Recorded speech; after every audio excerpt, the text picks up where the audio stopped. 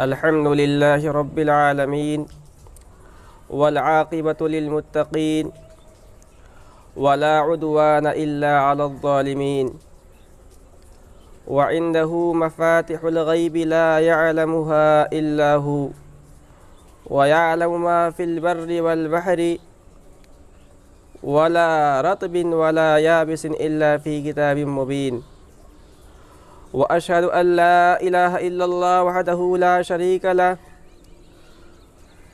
هو الأول والآخر والظاهر والباطن وهو بكل شيء عليم وأشهد أن سيدنا ونبينا وقائدنا وقدوتنا محمدا صلى الله عليه وسلم بلغ الرسالة وأدى الأمانة ونصح الأمة وكشف الغمة تركنا على محجة بيضاء ليلها كنهارها سواء لا يزيغ عنها إلا هالك ولا يتبعها إلا كل منيب سائغ اللهم صل وسلم وتفضل وتبارك وتنعم على سيدنا محمد صلى الله عليه وسلم وعلى آله الطيبين الطاهرين وأصحابه أجمعين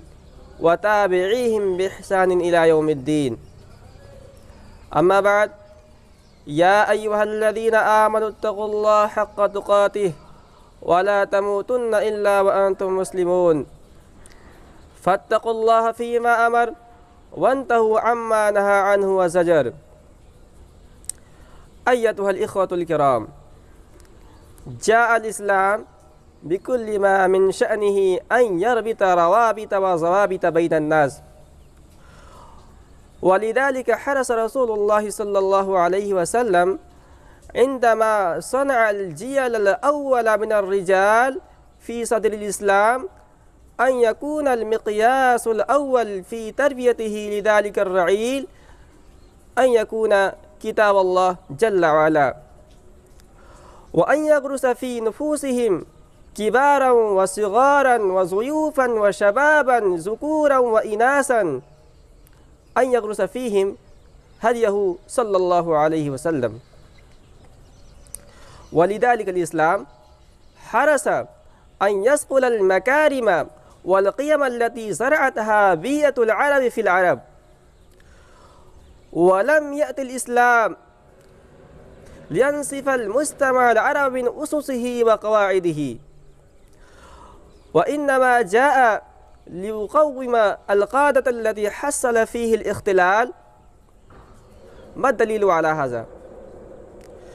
الحديث الذي أخرجه البخاري من حديث أبي هريرة رضي الله عنه سئل من أكرم الناس يا رسول الله؟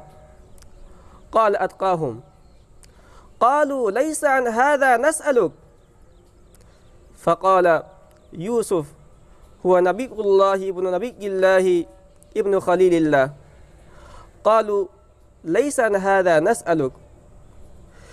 فقال رسول الله صلى الله عليه وسلم عن معادن العرب الجاهلية تسألوني خيارهم في الجاهلية خيارهم في الإسلام إذا فقهوا.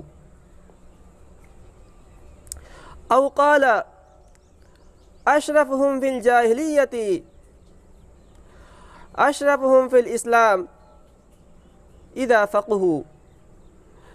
الشريف في الجاهلية صاحب مناقب في الجاهلية شريف في الإسلام مناقبه في الإسلام شريطة أن يضيف إلى ذلك كله أن يتفقه في الدين.